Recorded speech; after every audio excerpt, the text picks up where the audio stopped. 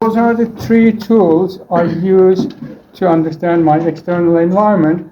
When I make use of those three tools, what can I write in terms of SWOT?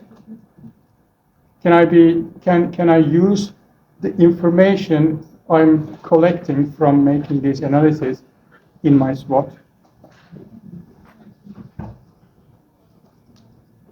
If I have analyzed my external environment, what do I get from it in terms of business? The factors that affect on your business. Yeah. And some of them are positive, some of them are negative, right? Yeah. So what do we call them? Okay. We call them opportunities and threats. Yeah. And they are in SWOT analysis, right? But then there is something called in SWOT analysis strengths and weaknesses. Yes. Strengths and weaknesses, are they external or internal? Certainly. When you are looking at your own strengths and weaknesses in job market.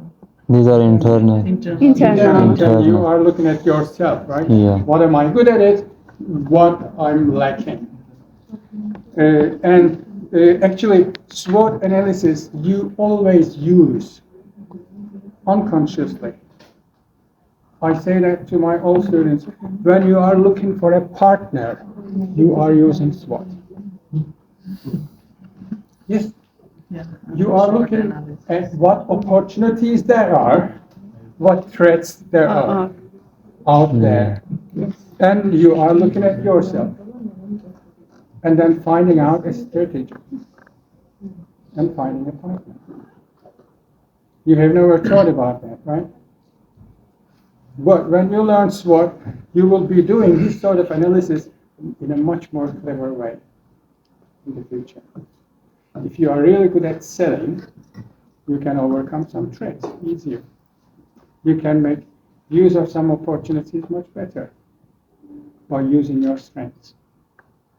I was also talking with the management of the school in some case, because we are a small school, small university, one of the newest universities. We became university like 6 years ago.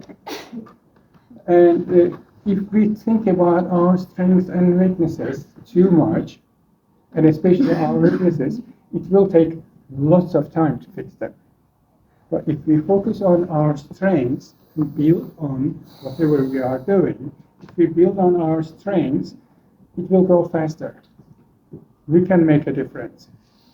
In this school, there are lots of creative things going on.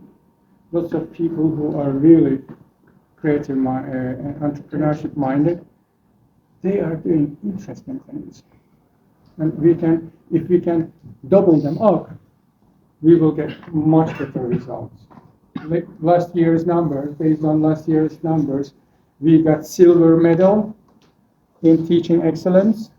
Yeah. But we can do it better next year. If we focus on, oh, we need this one, we lack this, it will be too much effort to spend in that area. But I'm saying that don't focus on your weaknesses much, but be aware of them. When you know your weaknesses, it is no longer a weakness. When you know where you are weak, you are then aware that you are vulnerable in that aspect. You will certainly do something about it. In terms of SWOT, we will talk a little bit more on that.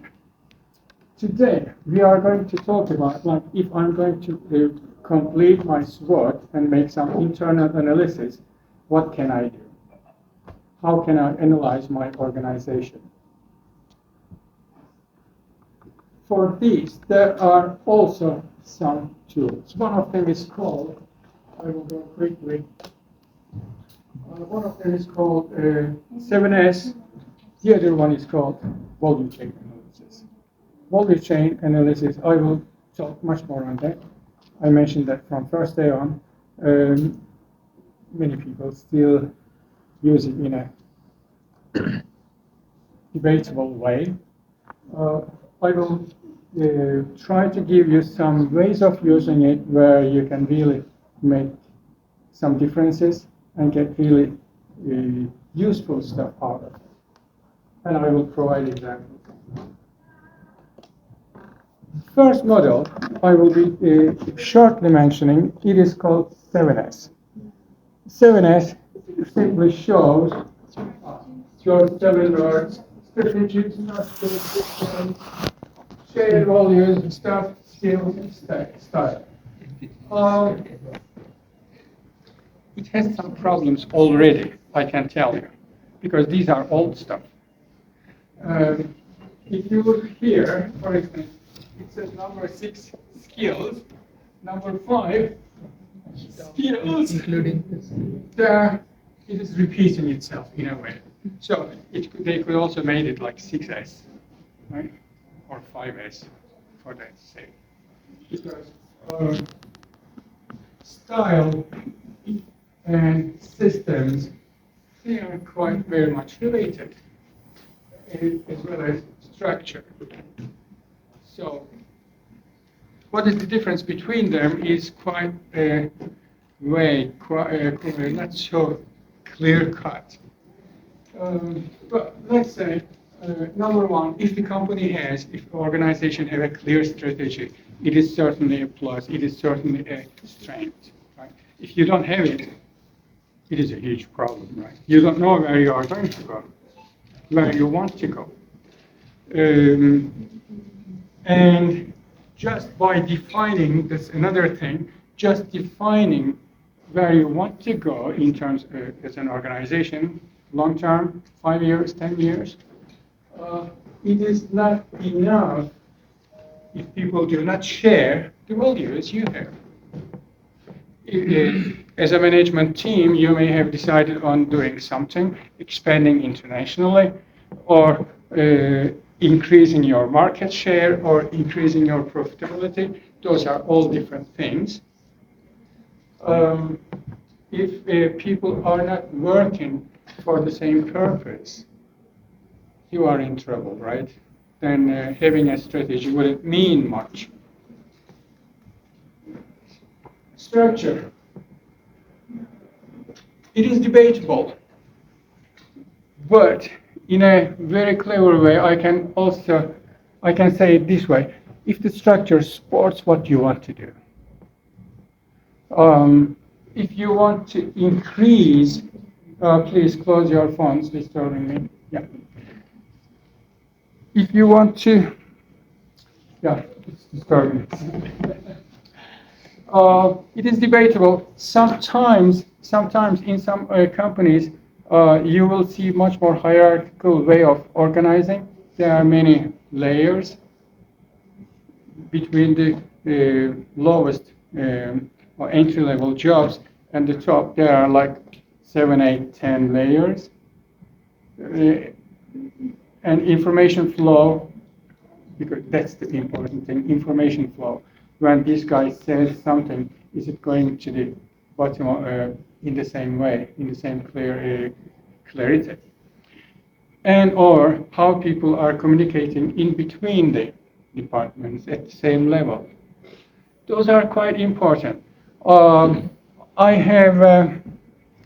have seen some companies, depending on how the company has structured, sometimes the necessary information from one department to the other, it takes 15 days to go. Or sometimes it doesn't go at all. If you are, well, an example I can give, I had a supplier.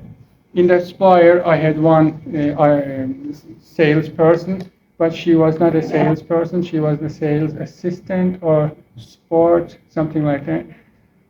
She didn't have any. And when I contacted her to adjust some things in production, it took days because she wasn't able to make a decision. She was just forwarding some messages, and she didn't have any authority to put pressure on the right people.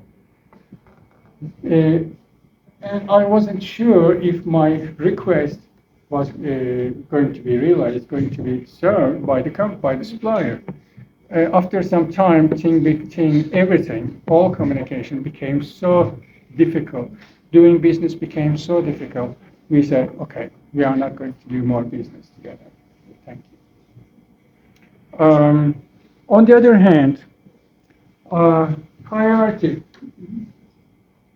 Well, hierarchy itself is not something bad thing, as long as the communication is efficient.